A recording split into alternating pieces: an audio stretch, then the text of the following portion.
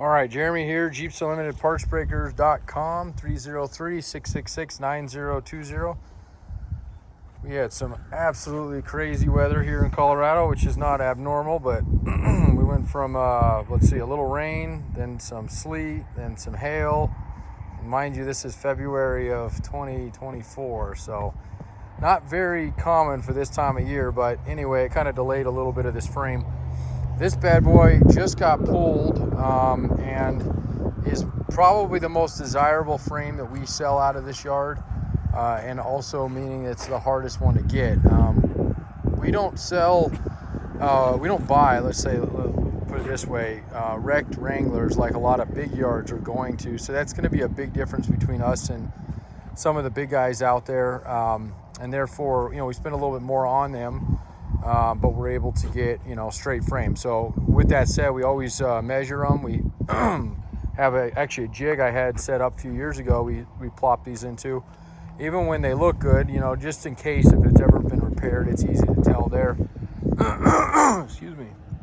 And then on top of that, we scope them. And this scope is just kind of for added, just to make sure that nothing on the inside is, worse than the outside. There's areas, especially if you're coastal, Midwest, East Coast, that love to rust out on these things.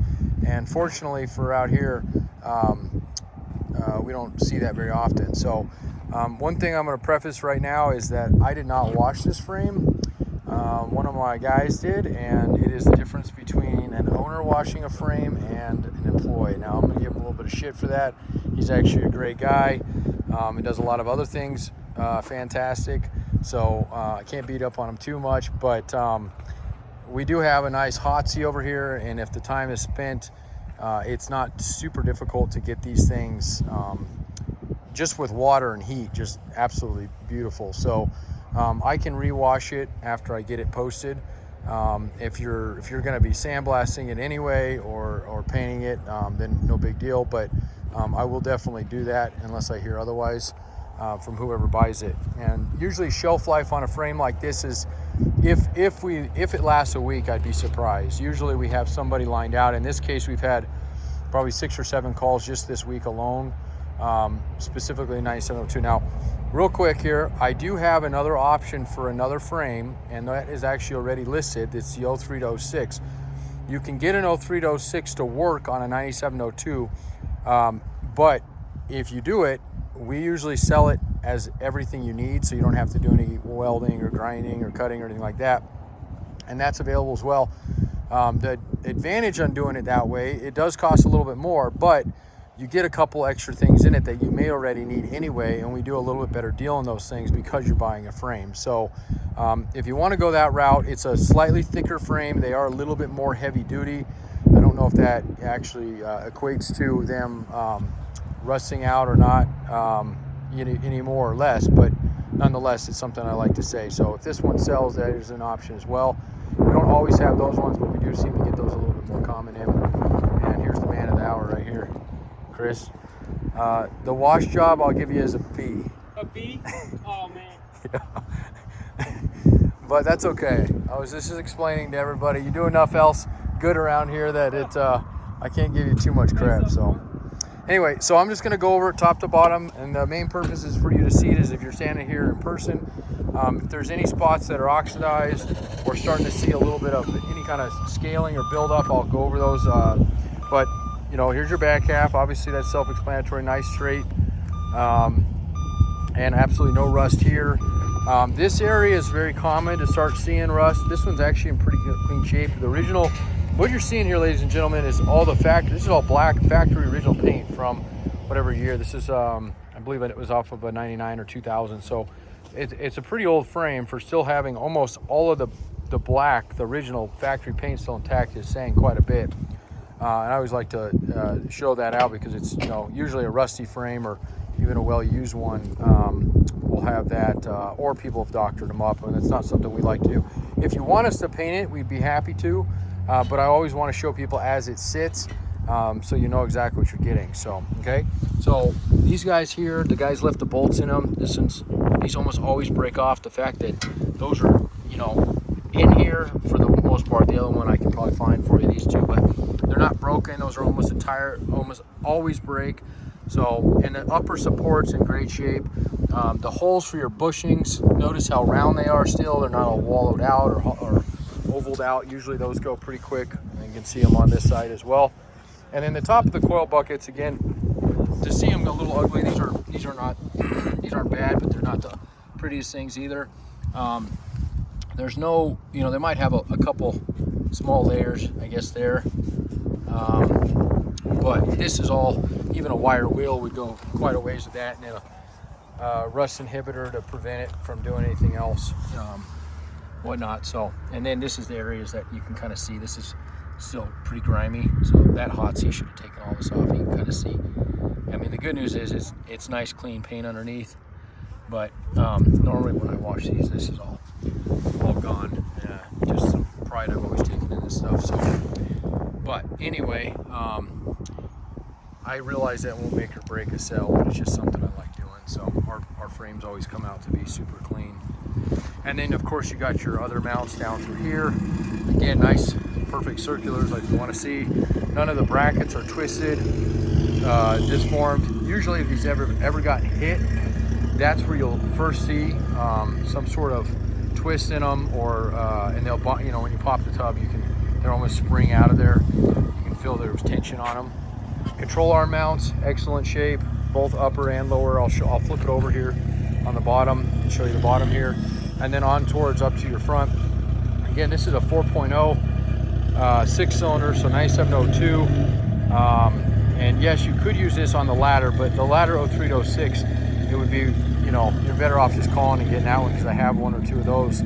This one's harder to get. And if you're wanting to use a 97 to 02 4-cylinder or 03 to 06 4-cylinder, which are slightly different as well, once again, just call for that frame. We sold one of those today, actually, but I believe I have one more of those. Actually, I know I do, because there's one on the white one over there.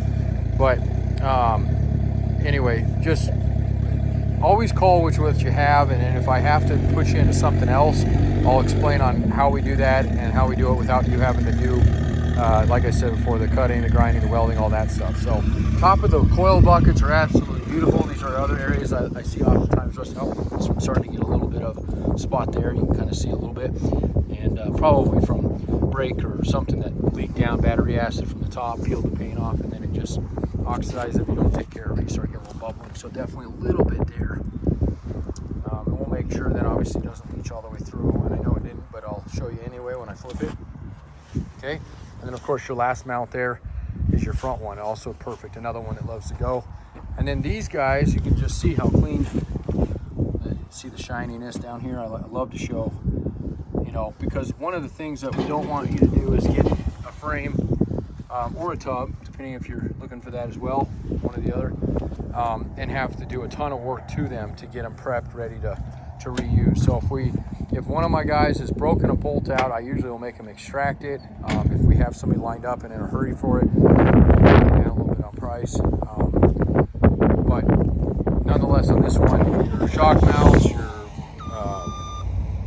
bumper mounts, those kind of stuff that breaks a lot, they're all perfect on it. So, okay, let me flip her over. And I'm doing this with one hand, so they're not super heavy, they're just kind of awkward. All right, and then absolutely beautiful. And normally the lower's beat up more than the upper. This one's, I mean, that's nice, smooth, fresh, well, not fresh, but clean paint on it. Okay, coil spring, we always peel these back. Just make sure there's nothing going on underneath, other than being a little dirty. These are actually, you can see, put that away there. Okay, both sides.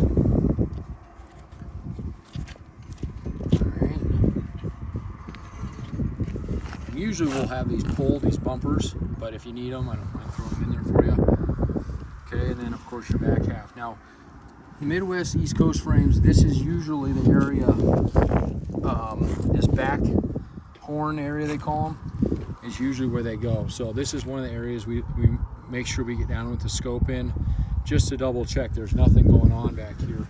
Because although it looks clean on the outside, you never know when you get into the inside. I mean, you can kind of, if you're ever shopping a frame or a Jeep, get your finger in here somewhat, kind of feel, And essentially, if you're pulling out chunks, you know, and obviously if there's dirt in it, it's going to be hard to do that. But if you're pulling out chunks of metal, then you probably have some, at least somewhat of lost integrity here. And that just will continue to go further and further. So definitely something to keep in mind if you're buying a Jeep and wondering. And then of course this area here, metal on metal for your lower, for your belly pan or cross member, whatever you want to call it. So you're always going to see a little bit of browning there. But the main thing again is going to be did the bolts break, which they did not. This one, yep, good threads down there. And then any of this material here, almost all of this is from the actual belly pan. It kind of just fuses itself. So they usually are about raised just like that. This one's obviously got a little bit of paint coming off here. So definitely would want to get in here. I would never suggest just bolting a frame on. I'd at least, if you're nothing else gonna do, just get some paint on it.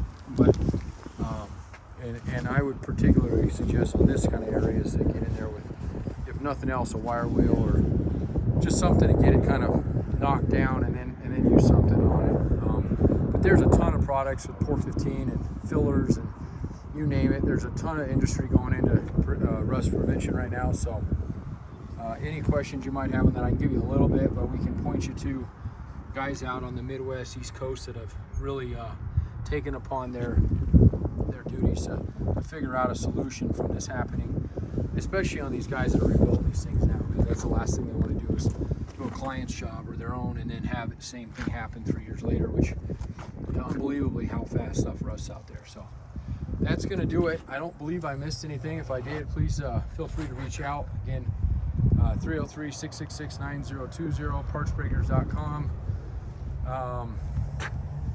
We're located in Grand Junction, Colorado. And yes, you can pick these up. People do that. We've had people drive from Canada down and in northern, like Saskatchewan. We have 7 acres out here, and we really have, for as long as I've owned it, and then even before that, the company's been around since '84.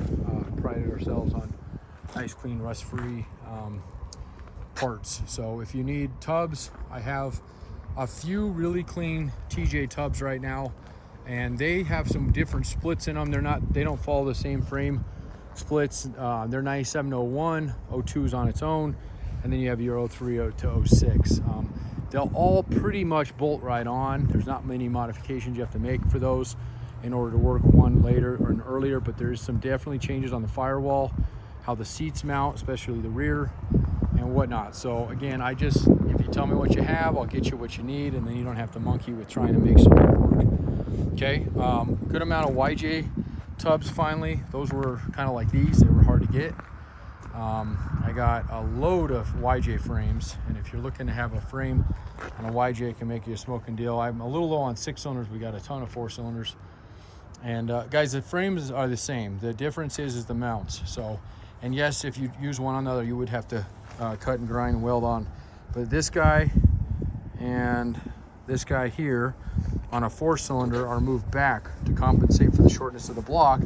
They did that so that everything would align, transmission transfer case, with the mount set up for here.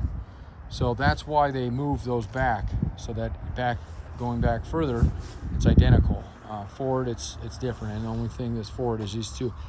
Now, with that said, the mounts themselves, actual brackets that go on the frame, are different from a 4 to a 6. So if you're doing that swap, you're going to need a set of brackets, and we sometimes have and sometimes don't. So, all right, thank you. Have a great day, and give props to Mad Wash and Chris over here, and we'll go from there.